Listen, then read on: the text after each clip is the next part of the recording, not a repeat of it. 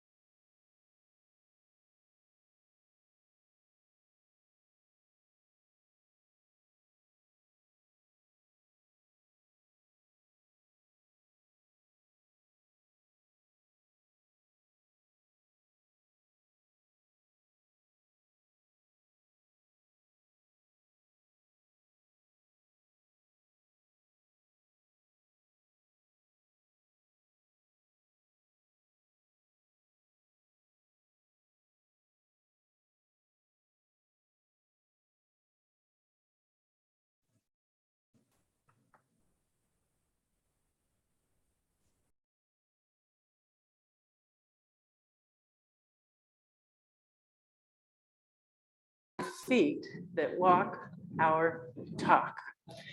So that's who we are. And I know many of you, but I see that we do have a few visitors today. And so if you wouldn't mind maybe raising your hand and letting us know who you are so we can give you a warm welcome. Yes? Who are you? My name's Lynette Riley, and I got to Nelson Law. I heard about you, so welcome. Oh, you so you say. All right. Well, anyway, really welcome.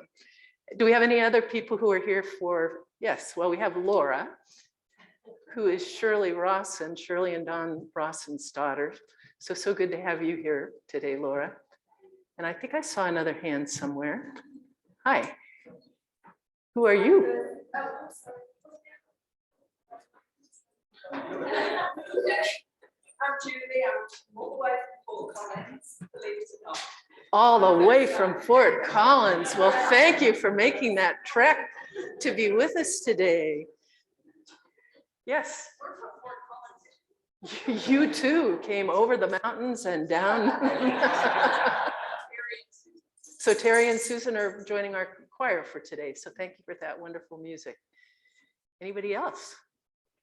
So actually, let's give them all a warm welcome with our hands.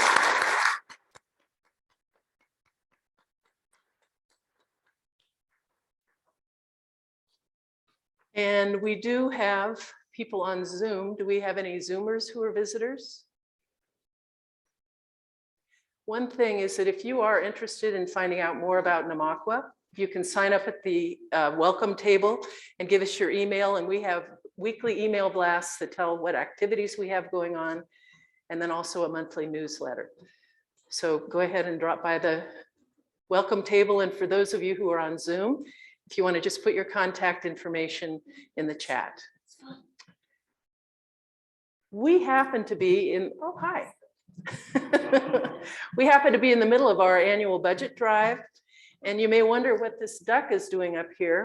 Well, I will have Norma Fox, who's one of our co-chairs, talk about the pledge drive.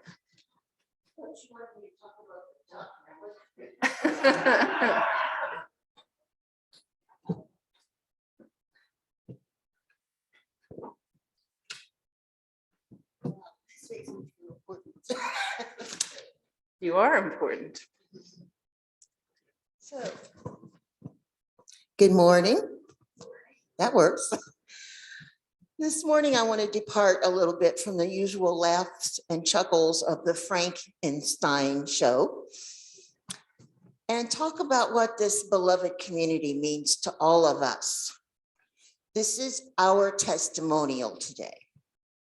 If you're visiting today or relatively new to the congregation, you may not feel it quite yet, but hang around a while and you will. In fact, I've heard some folks say that they felt something special when they walked in the doors here. When I joined Namaqua, this card was in the little goodie bag that they give us from the membership coordinator at that time, Vicki Clark.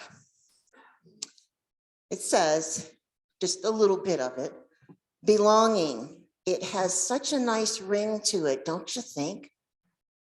As you continue seeking that which feeds your soul and challenges you to live large while serving others, it is my hope that you will also experience solace, joy, laughter amidst your new church family.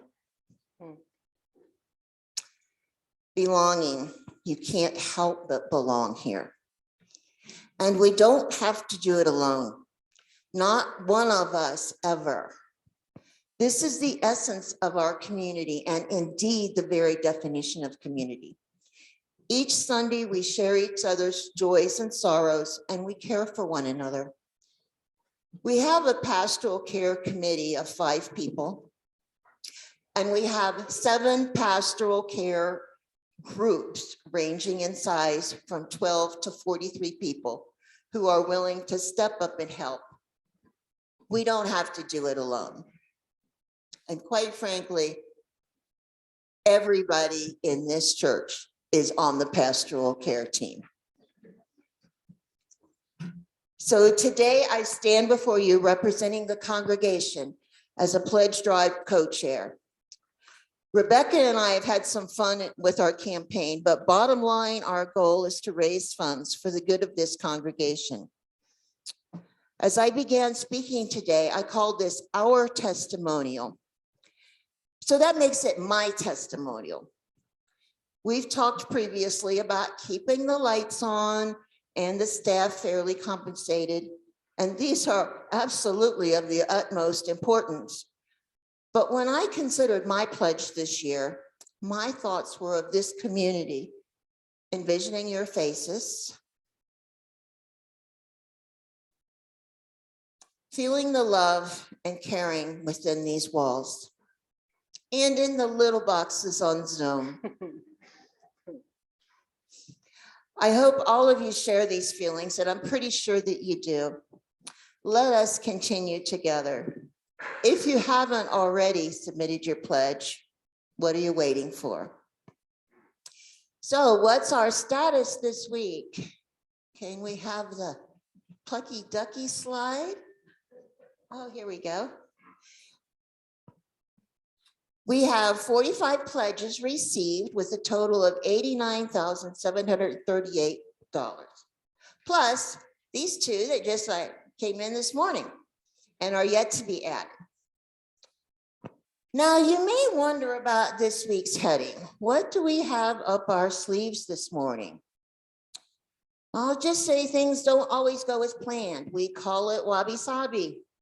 And when things don't go the way we expect, we adjust, we manage, and we look up our sleeves, and what do we find? Rubber duckies. Thank you. Thank you, Norma.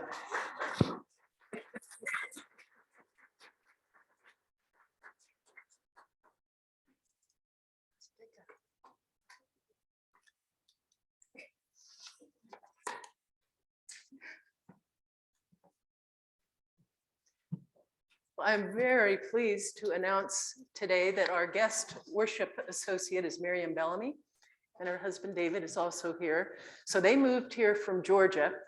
And when I had my initial conversation with Miriam, which I often do if people are new to the community, I'm so delighted and excited that she was a worship associate with someone named Reverend Greg Ward, who is a UU colleague of mine that got the same training in shared ministry and having lay worship associates as we do here in Loveland. And so I invited Miriam to be our worship associate today. So actually, let's give her some applause too.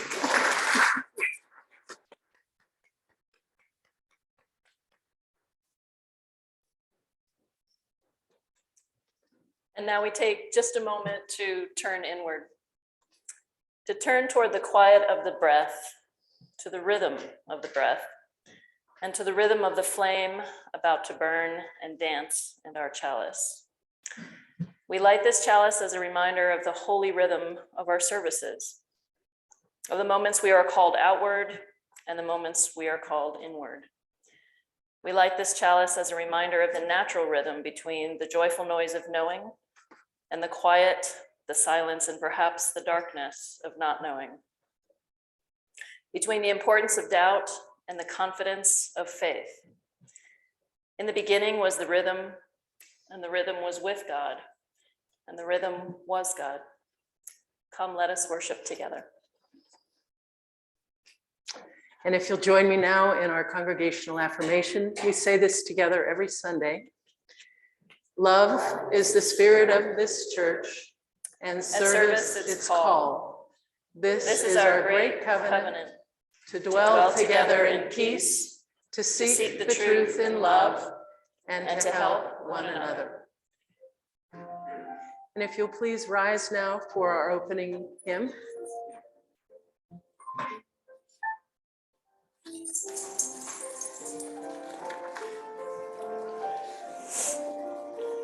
It's number 108, My Life Flows On in Endless Song. I dedicate this to Tom and Barbara Fleming. It was one of their favorite songs.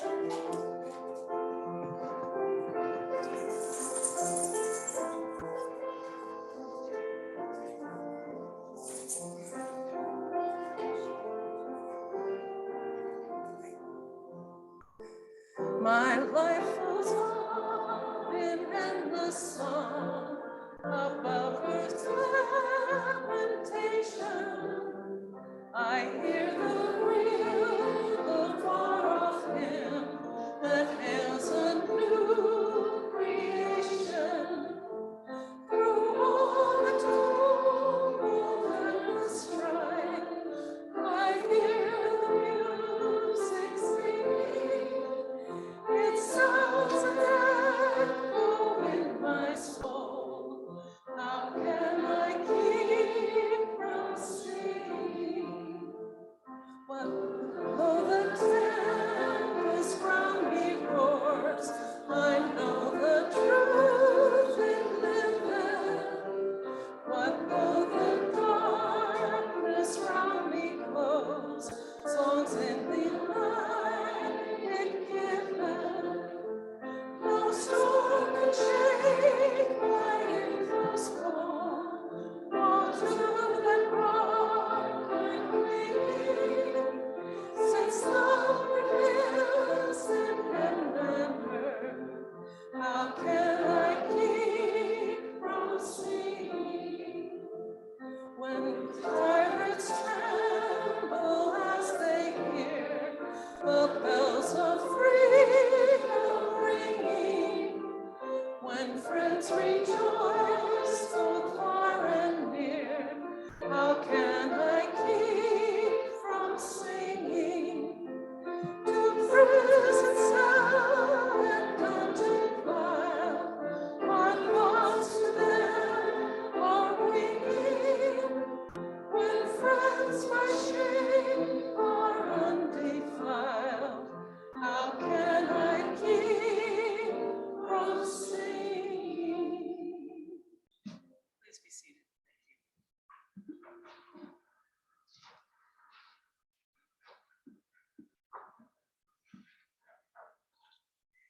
Every Sunday, we have a time for all ages, but because we haven't had too many kids around lately, this time for all ages, I think is more for adults. But Sophia and Sawyer, you might get a kick out of this. It's actually about Colonel Sanders of Kentucky Fried Chicken fame. Well, Colonel Sanders was worried that his business was losing money. So he spent several days thinking on the problem and came up with an idea. He called Vatican City and asked to speak to the Pope. Hello, my son. Hello, Your Holiness. I am so worried my business is losing money and I need help. I'll donate $10 million to the Vatican. If you would only change the Lord's Prayer from give this day our daily bread to give us this day our daily chicken. The Pope says, I am sorry, Mr. Sanders, but you must know I cannot change the word of the Lord. I wish you good luck with your business. Well, a month later, the colonel calls back up. He's even more desperate, and he says, $50 million to the Vatican. If you just change the Lord's Prayer, just that one word from give us this day our daily bread to give us this day our daily chicken. Mr. Sanders, I'm sorry, the word of God is sacred and simply cannot be changed. You have to try something else. A month later, Colonel Sanders calls back, this time in pure desperation. Please, Your Holiness, my sales are in the hole. I'll donate $100 million to the Vatican if you just change the Lord's Prayer from give us this day our daily bread to give us this day our daily chicken. The Pope sighs and says, okay, I'll get back to you.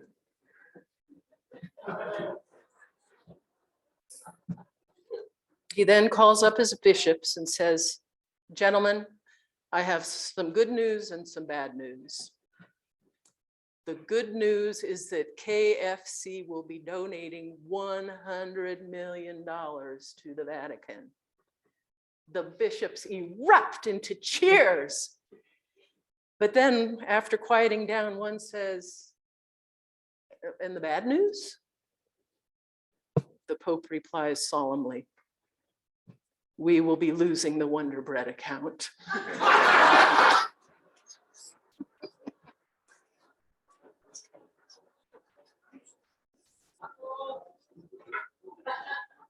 So Janet, you want to take the kids? So we'll sing as they leave. Since they're all up in the balcony, we can't form our tunnel. But go now in peace, go now in peace. May the spirit of love surround you everywhere, everywhere you may go. Because of what is going on in our world right now, for our joys and sorrows, I would like to begin with a reading from Mahatma Gandhi. And you have a part in this. Your line is, "It is possible to live in peace." So will you please repeat that right now, and then I'll cue you when to say it. It is possible to live in peace. If someone with courage and vision can rise to lead in nonviolent action, the winter of despair can, in the twinkling of an eye, be turned into the summer of hope. It is possible to live in peace. Nonviolence is not a garment to put on and off at will. Its seat is in the heart, and it must be an inseparable part of our being. It is possible to live in peace. Nonviolence, which is a quality of the heart, cannot come by an appeal to the brain. It is a plant of slow growth, growing imperceptibly, but surely. It is possible to live in peace. If a single person achieves the highest kind of love, it will be sufficient to neutralize the hate of thousands. It is possible to live in peace. If we are to reach real peace in this world, and if we are to carry on a real war against war, we shall have to begin with the children. It is possible to live in peace. The future depends on what we do in the present. It is possible to live in peace. So the future depends on what we do in the present. It is possible to live in peace. So you may remember, if you were here last week, Claire isn't with us this week, but he passed around these bricks to represent that there are some things that are just too hard for us to carry on our own. And so symbolically, we pass the bricks around so to symbolize the fact that we are not carrying this. Like Norma was saying, we don't have to do it alone. I've also lit these two candles representing the joys and sorrows beyond this community, but I would also like to invite any of you who would like to share a personal joy or sorrow to come on up, and Miriam will do our tradition, which evolved when we couldn't light candles in the high schools and libraries where we met. But I will begin by putting in a couple of stones to represent any birthdays or anniversaries of people who are either here today or for those of you who are on Zoom. So does anyone here have a birthday or anniversary that we can celebrate with you? If so, raise your hand. And how about on Zoom? Vaughn and Mickey say that they are celebrating their 20th anniversary Friday. So Vaughn and Mickey, happy anniversary to you. So we'll put another stone for that, 2. Even though they're a couple, they're still individuals. Oh, and for decades, okay. Anyone, Steve? Yeah, Kaylee's sister Candace had her 14th birthday. Well, happy birthday. Could you tell her happy birthday? Does she still remember us? Yeah. Okay, well, happy birthday to Candace. Yes, Tracy. George's birthday is on Thursday. So your husband, not husband, or whatever you call him. Yeah. So tell him happy birthday. Thank you. Anyone else on Zoom, Doug? No. Okay. Well, I'm going to put in a few more. I know if you're anything like me, sometimes things are too tender, perhaps to speak out loud. And I know that we do all carry a lot of sorrow and concern for the things that we see and hear about every day that is going on in Ukraine. You know, yesterday we were in a class, we call it the death class, Facing Death with Life, and it was Mim who was suggesting, we were talking about how sometimes people die, in the obituary it'll say they die surrounded by family, but there are so many people in Ukraine who have not been able to be surrounding their loved ones, or who have died and not had their loved ones surround them. And so I invite us all to just take a moment. We are energy, so let us send our energy across space and time and send our comfort to those who need it, and our love.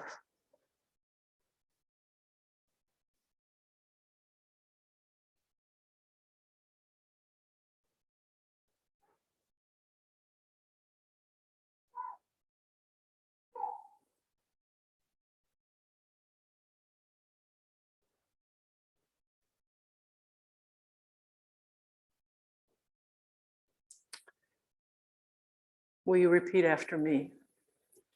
In our joy and in our sorrow, we are not alone.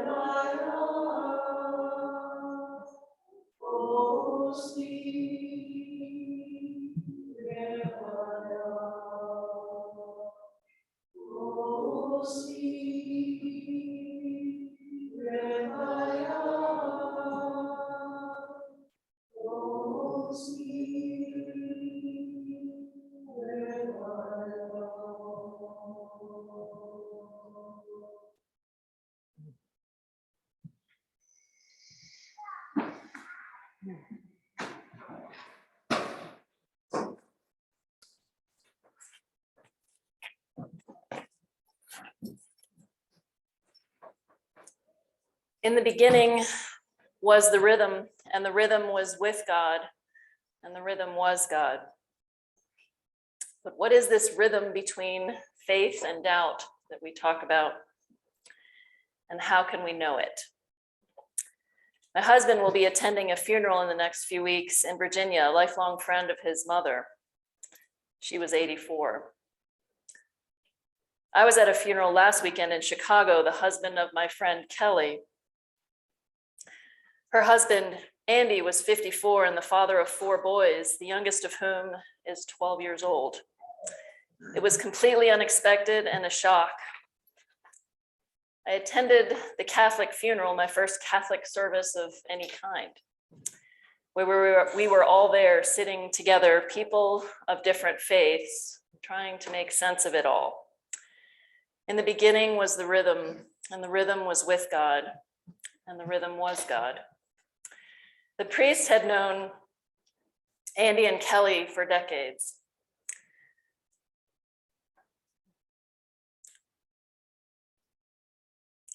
During his eulogy, he shared his vivid memory of Kelly 30 years ago, walking down the aisle toward her soon-to-be husband, Andy. And then to see her walking down the aisle with their 4 boys behind the casket, he was overwhelmed. He spent the eulogy sharing his memories, speaking to Kelly and the boys and to Andy's parents.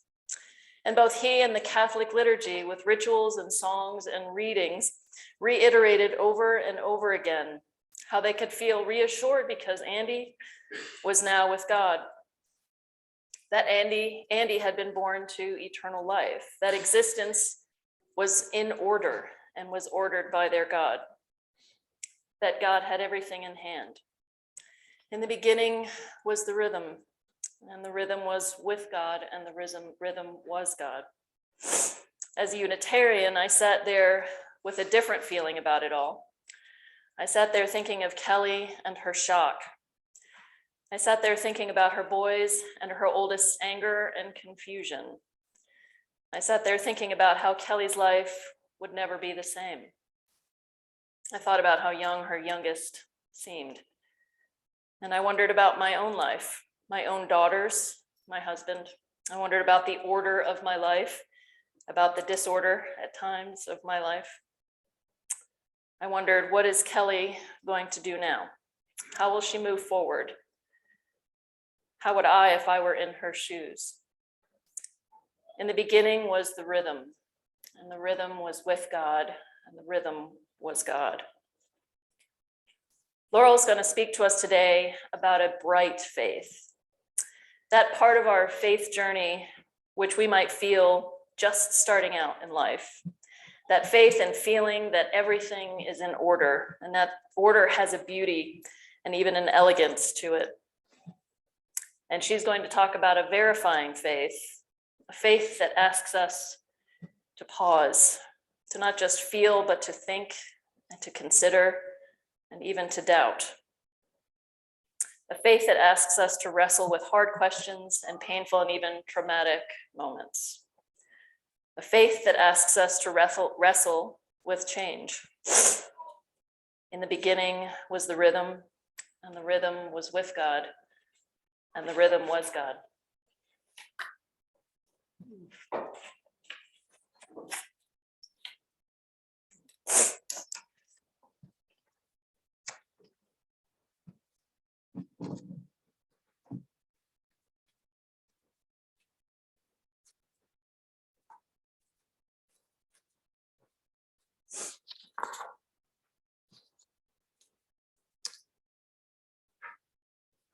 We do indeed walk our talk. And the mission of this church includes helping to empower not only those of us who are here, but in our wider community, those of us or those organizations that embody some of the values that we hold dear. And so we each quarter designate a recipient. The congregation gets to vote on it. And this is our last month contributing to the Loveland Community Kitchen that provides hundreds of meals each week to those who are food insecure in Loveland. So if the ushers will please come forward. And those of you on Zoom, you are welcome to use the donate button, but also anyone is always free to send in your contribution to the church.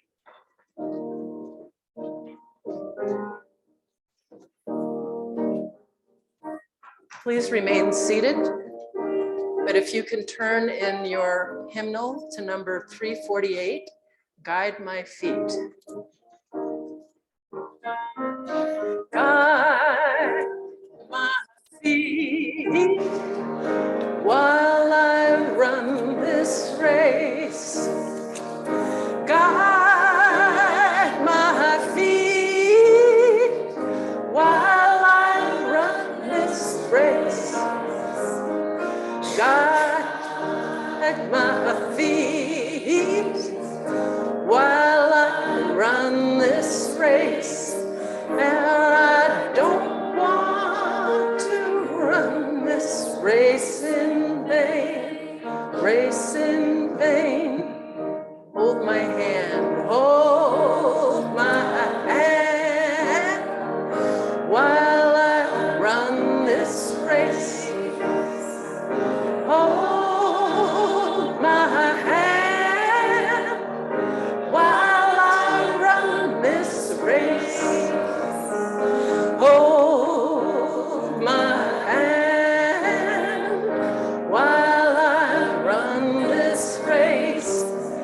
For I don't want to run this race in vain, race in vain. Stand by me, stand by me while I run this race. You can stand now. Stand by me while I run this race.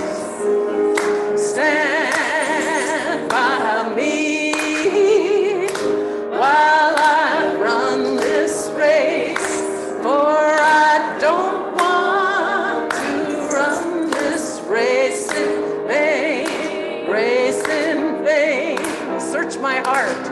Search my heart while I run this race.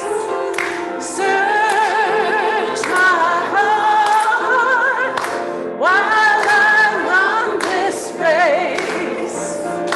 Search my heart while I run this race.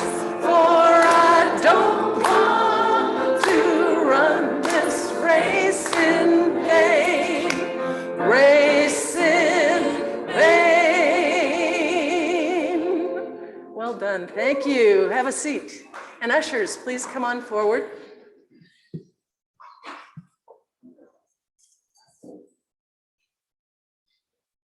If you'll repeat after me, I'll come down. And we'll bless our offering. We dedicate ourselves, and these are offerings. We dedicate ourselves and these are offerings To the vision of this congregation, to the vision of this congregation, which is to radiate love, peace, and justice. which is to radiate love, peace, and justice. As together we work to build beloved community. As together we work to build a beloved community. Thank you for your generosity. And thanks, ushers.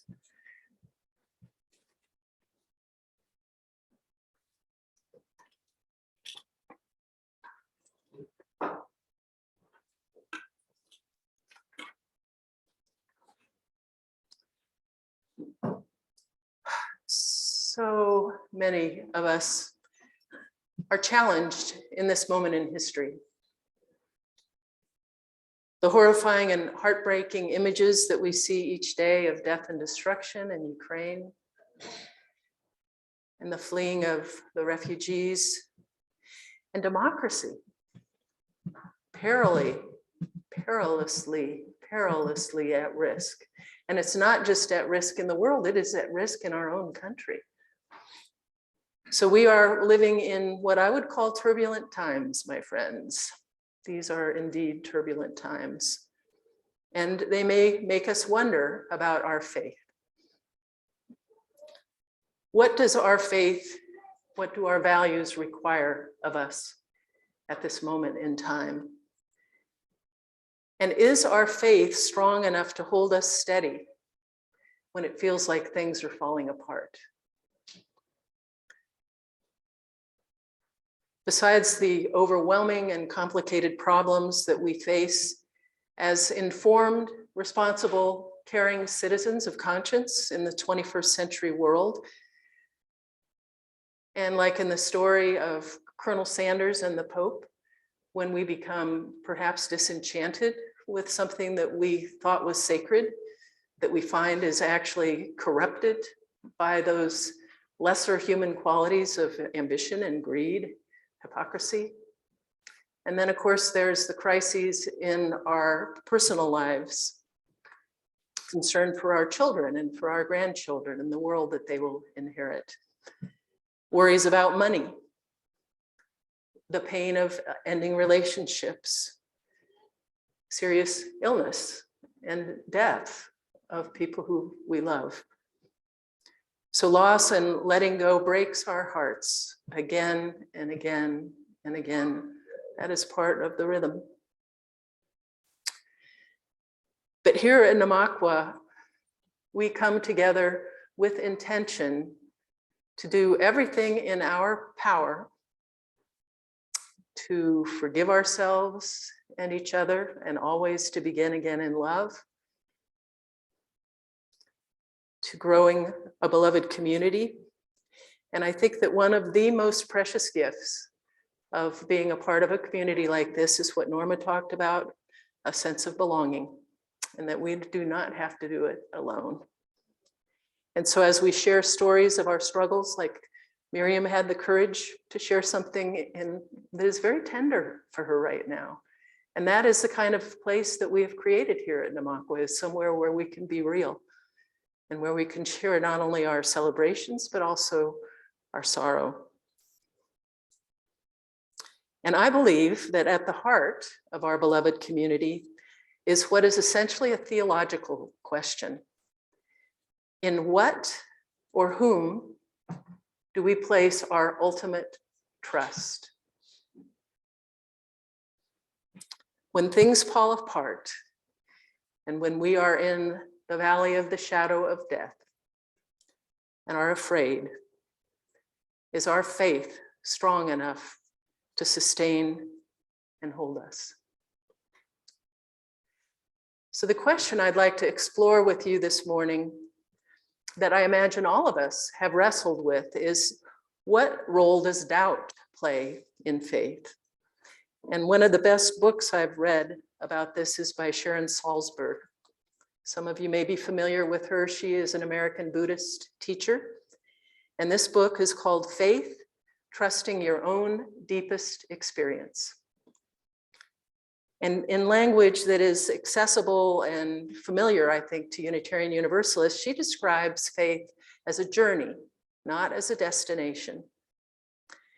And at the beginning of the journey, we may fall in love with what she calls a bright faith. Bright faith has some of the dangers of blind faith, and it also has tremendous energy. It can inspire us to shake off our cynicism and apathy, and it can beckon us with curiosity and passion to venture into the unknown in pursuit of a dream. In my own faith journey, I remember finding a bright faith in my 20s when I lived and worked in Yosemite National Park for 5 years. And I fell head over heels with its beauty. I know being Coloradans and wherever you hail from, how many of you have actually seen Yosemite? Wow, so it's pretty magnificent. And when I was there, it was in the 70s, so it wasn't nearly as crowded as it is now. But I was absolutely enchanted as I watched the moonrise over Sentinel Dome. I was thrilled as I lost myself in the cascading water of Yosemite Falls in the spring. And I restored my sense of reverence as I walked through the quiet forests of redwood and incense cedar and ponderosa pine. And during one summer I spent in the high country at Tuolumne Meadows. And each night I fell asleep to the soothing sound. My tent was right near the Tuolumne River. And I remember feeling this relaxing faith in the universe, that all was well. And my favorite peak in Yosemite has always been Half Dome. Every day I lived there, I marveled at its beauty and its strength. So actually for 50 years now, Half Dome has been an image of my faith. And I remember one time some friends visited from out of town, and I was so eager to show them this mountain that I had fallen in love with that represented my faith. But it was one of those days where clouds were coming into the valley. And so I kept pointing to it and I said, you got to see it. So we went and we got a postcard. And I held it up and I said, okay, see that? That is what is behind that cloud. Isn't it gorgeous? And that does happen sometimes, but we know that even if clouds cover something that we count on, we still know that it's there.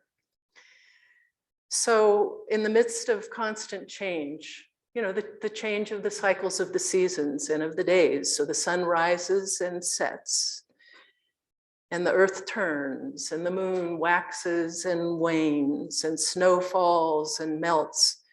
And pretty soon wildflowers will be blooming and then they will die. So I had faith that even when the clouds hide the carved granite face of Half Dome, even then when I was inspired to move back and finish my undergrad degree and go to law school to become an environmental lawyer to protect that beauty, and then even when I lived and worked in a city far, far away from my Half Dome, I still trusted that it was still there. I had seen it. I remembered, I had it in my heart. I had faith in a mountain. Well, another source of bright faith is what we have in common here, which is, it was when I discovered Unitarian Universalism in 1991. So my little non-traditional family, 2 women with a little 3-year-old and a babe in arms, walked into a church in Oakland, a Unitarian church, and had that feeling that I know some of you have had, a feeling of coming home. And truly, I fell head over heels in love again. And I do call it, with other people calling it, the love that will not let me go. And my hope is that everyone here at some point has fallen in love with some kind of a bright faith. So it could be the beauty of the Rockies, those moments of transcendent wonder that you may experience in the mountains, or maybe in this beloved community, what Norma was describing, and what I hope a lot of you have felt. Perhaps with your newborn child, there's nothing like a baby to inspire bright faith. Or maybe you're sitting next to someone who you fell in love with. But just as falling in love with a person or having a newborn baby has the bright faith at the beginning, it transforms over time after the honeymoon into something that is less bright and romantic. But it also offers the possibility of deepening into something richer, more complicated, but also more real. And so the next stage in a faith journey is the one that Sharon Salzberg calls verifying faith. So faith, like love, only works when you put it into practice and see whether it really makes a difference in our lives. Sharon writes that to develop a verified faith, we need to open to the messiness, the discordance, the ambivalence, and above all, the vital life force of questioning. In other words, we need to be open to doubt. So following my call to ministry, very impractical, it moved me out of my comfort zone and away from the privilege that I so often took for granted. And I can still remember the journey of my struggles to reconcile my bright, naive faith in Yosemite from my 20s with what were sometimes disturbing and transformative experiences during my long, slow transition from law to ministry. I was 50 when I started seminary. And during the fall of my first year, 9/11 happened.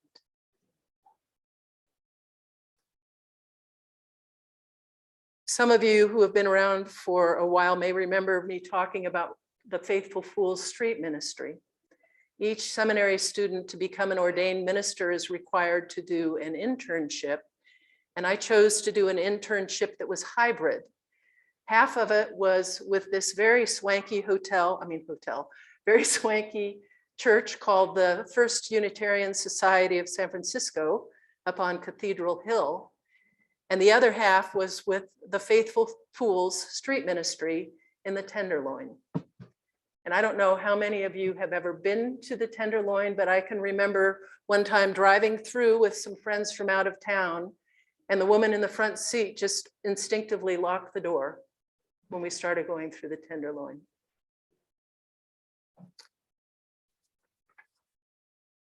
So one of the key spiritual practices of the Faithful Fools Street Ministry is leading and participating in what they call street retreats, where all kinds of people, young and old, rich and poor, homed and homeless, spend a day out on the streets of the Tenderloin, without appointments or plans, without money or cell phones, without snacks or water, no handy bathroom. And on my first street retreat, as I wandered around, I found myself wondering, what does my faith in Half Dome have to do with all of this teeming poverty and with this complicated, often courageous, hard life in the Tenderloin? And then when I was holding a candlelight vigil in the San Francisco church one night, I wondered, what does my faith in the strength of Half Dome have to do with the execution that is taking place right now at San Quentin? And when I did my chaplaincy training at a trauma hospital, I wrestled with the question, is my faith in the strength of Half Dome, is my faith in the strength of Half Dome enough to sustain me when I seek to comfort an African-American mother wailing with grief at the loss of her 17-year-old son who was shot in the streets of Oakland?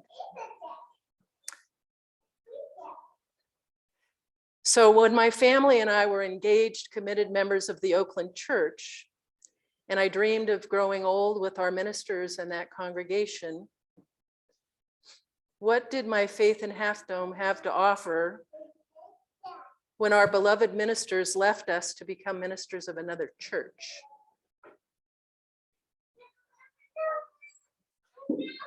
Sorry, Ocean. Thank you, Kat. Sorry, sweetie.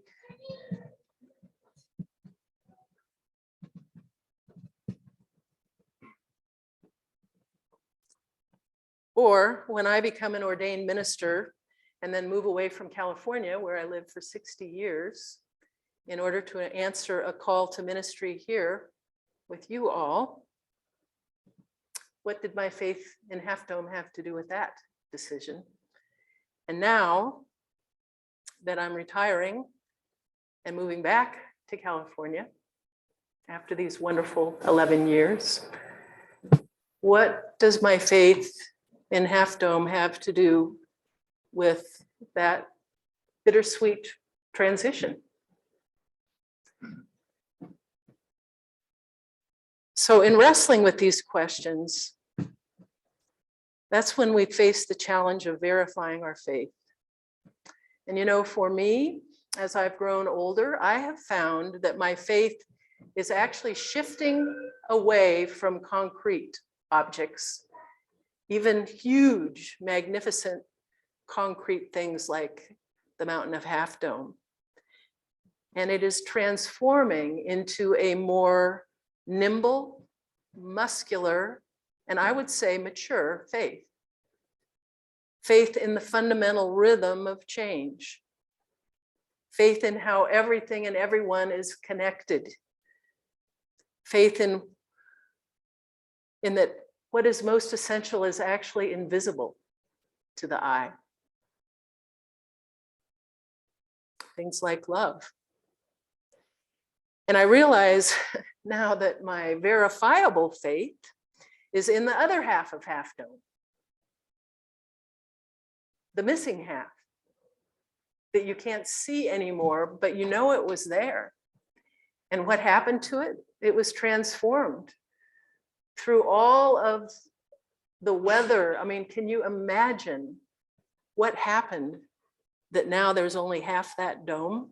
It's now boulders and sand, and it's been washed away by water, and now there are wildflowers that are blooming. And isn't that amazing? That is a kind of miraculous faith, to be able to see what you can't see with your eyes. And that, I believe, is one of the attributes of a mature faith, is to be able to know that things never really go away. There is no away. And so even like when I'm away, I won't be away. And you will still be in my heart, and I hope that I will still be in yours. And as we reflect on this dynamic of change and interdependence and explore this relationship between faith and doubt, I want to end with this true story about an experiment that was in a self-contained living. It was called Biosphere 2. Have any of you heard of Biosphere 2? So some people built a multi-million-dollar compound of domes. It was in the Arizona desert, designed to house a community for 2 years. And it was totally cut off from the outside world except for communication. So no outside food, no outside air. And the planners of the Biosphere planted orchards inside the domes to provide fruit for the people inside to eat. But what they found is that the fruit would grow to a certain size and then it would just fall off. And what they eventually realized, that in the real world, outside of the domes, every breath of wind, from just a gentle breeze to a gale, shakes the tree's branches and fruit. And every shake, every movement creates hundreds and thousands of tiny microscopic breaks in the wood. And as the tree heals, these breaks, bit by bit, make the wood become stronger. So that as the fruit gets bigger, the stronger branches then can hold the fruit, because it's able to bear its weight, because it broke and healed and broke and healed. And so I think of the wind and the breaking as our doubt. And then when you heal, when you come back to a verified faith that is in harmony with your experience, you are stronger and you can withstand some of the things that now we are witnessing and experiencing. So actually, genuine faith, mature faith, is dependent on doubt. So this is the holy rhythm of a faithful life, in which we can trust our own deepest experience as we answer the question, in what or whom do we place our ultimate trust?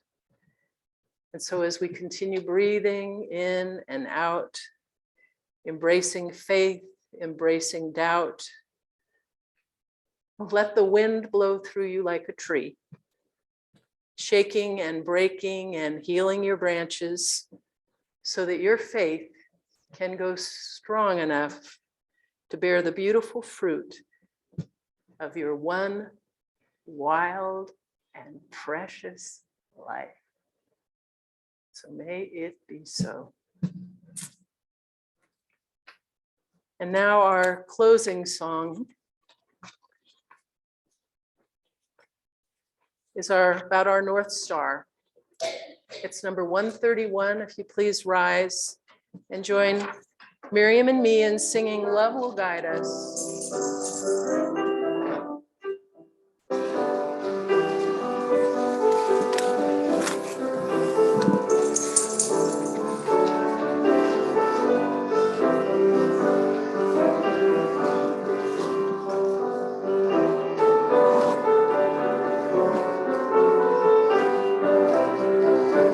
Love will guide us, peace will guide us, hope inside us, we'll lead the way on the road from free to giving. Love will guide us through the hard night. If you care, love, sing like angels. If you can, love, speak before thousands. You can dream from deep within you. You can change the world with your love. Love will guide us, peace has tried us, hope inside us, we'll lead the way on the road from free to giving. Love will guide us through the hard night. So I guess remain standing for another minute while we extinguish our chalice. As we extinguish the chalice today and the challenge, may, may we embrace the freedom of not knowing, the freedom to be curious, the freedom to step into the unknown with courage and with determined feet. And I had such a great benediction, and the only line I remember is something like, doubt is the ants in the pants of faith. So why don't you be seated for another minute, and I'll make a few announcements. And then we are going to pass around a clipboard, because did you notice that masks are now optional? Because we have had a positivity rate in Larimer County of below 5% for 2 weeks now, which means that masks are optional. And Cherry Sokolowski and Karen Dornsife are our coffee hour mavens. And so Cherry, go ahead and you'll pass that around. You want to say something? Well, just briefly, I mean, it's a Here. blessing to have coffee with them, right? Here, you can use this. So, and it's also a blessing to have people who volunteer to help with it. As many of you have done in the past, it's been 2 years, but I'm sure you can learn it again. It's not a hard task. So these are just for the next 2 Sundays in March, and then we'll be starting to sign up people using Is it that Sign Up Genius? Genius, that's it. But if we can get a couple people each for each Sunday through the next 2 Sundays, that would be super, and we will be glad to help you learn the ropes. So I'm going to start this around, and thank you very much. Okay, thank you. So thanks to Cherry and Karen. And actually that brings me to something very special, which is that Shirley and Don Rawson have been really key members of this congregation. They're both, I think, 88 now. And so they are moving to Minnesota to be closer to family. And so Cherry and Karen have bought a cake. And Shirley, I saw, went over already to the social hall with her daughter Laura.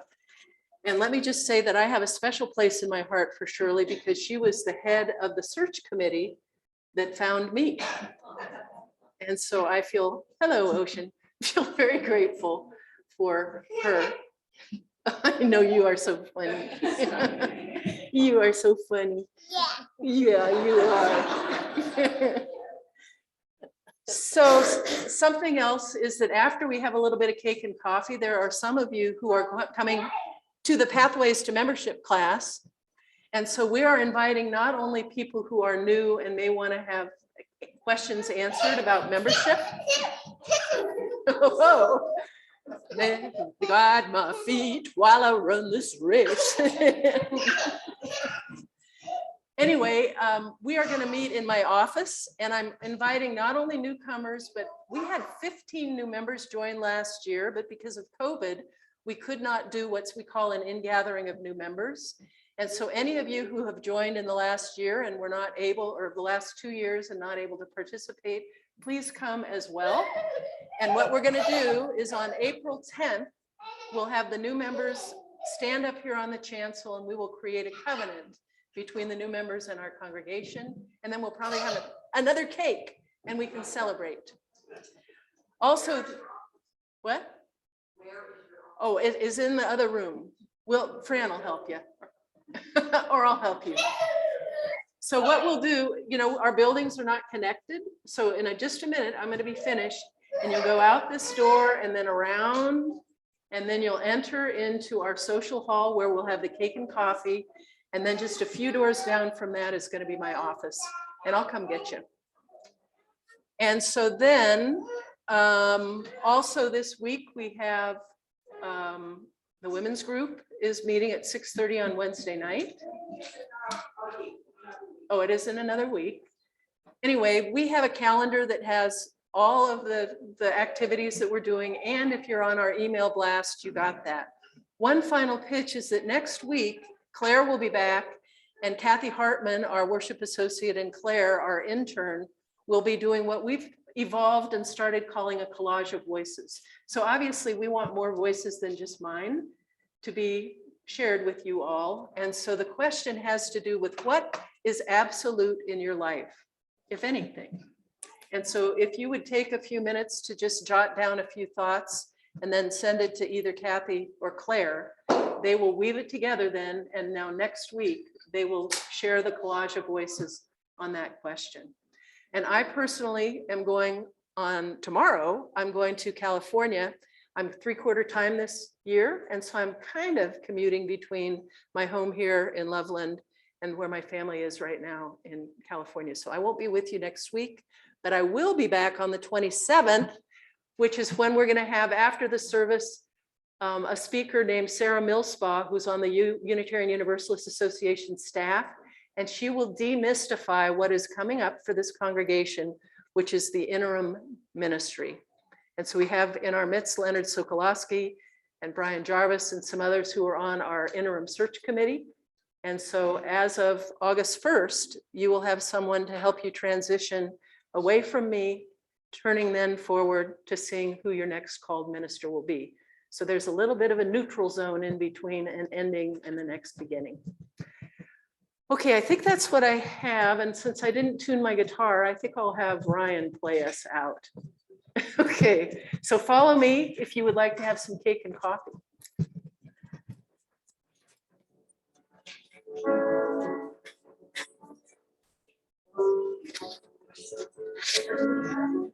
You're gonna get an arm, right?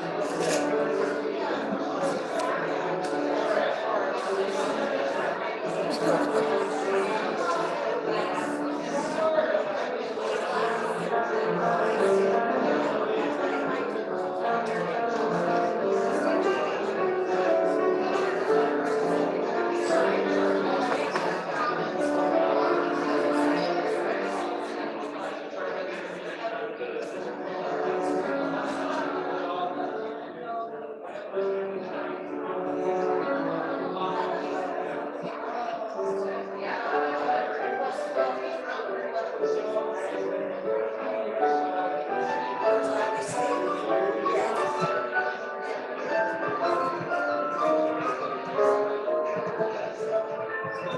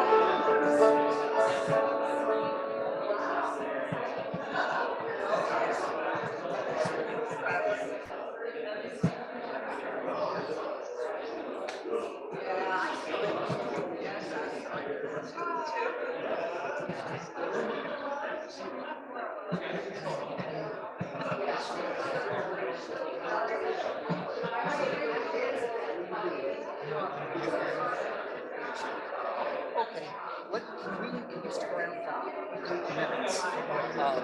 We have Sarah Millspaw speaking. So I'm gonna have Francie speak. She's gonna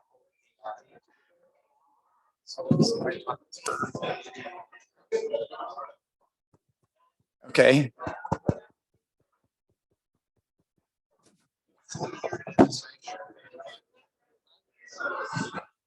Hey, Francie, you can unmute.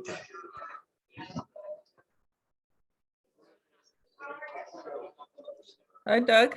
Hi, hey, thanks How are for. you doing? I'm doing fine. How are you? I'm doing fine. Well, good.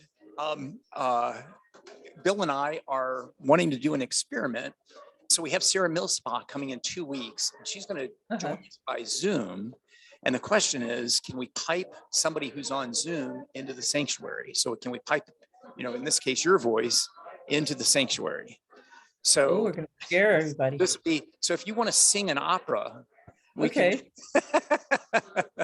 can, we can, so if you give me a test, we'll you can just test 1, 2, 3 and be, and we'll see if we can get you into we'll see if we can project you into the sanctuary here. Okay. Okay. Hello, Namakwa. This is the voice of your minister's wife coming to you from California. Okay, we're trying some experiments here. Let me get you on the screen and let me share you. Yeah, I'll share her. Hear me. Yeah, let me share the screen with you in it. Hang on, we'll do this. So, figuring it out. How to put it on those screens that are above the chancel? Thank you. Yes, which screen is this? That's an interesting question. This screen. Screen 3. Yeah. Let me get you. I'm still messing around. I see that. Yeah. A lovely design by Trish. So now.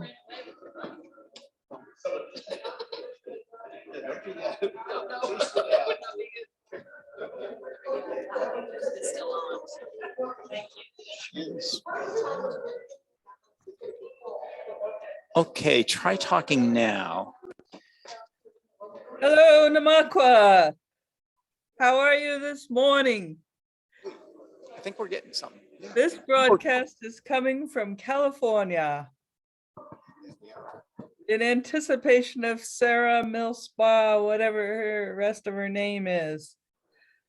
Next, in 2 Sundays. Trying to speak over the chancel. Yeah, we were hearing something and it could have been coming from the TV speakers. Oh, So we're going to try to turn that up and see if that works. maybe, yeah, and it would be good if you could see her face as well. Right, so how come we're not seeing you? All right, I got that. Are you seeing me now? Yeah. Can we get her enlarged? Yeah. Large and in charge. Want to pin you, I guess. Yeah. Oh,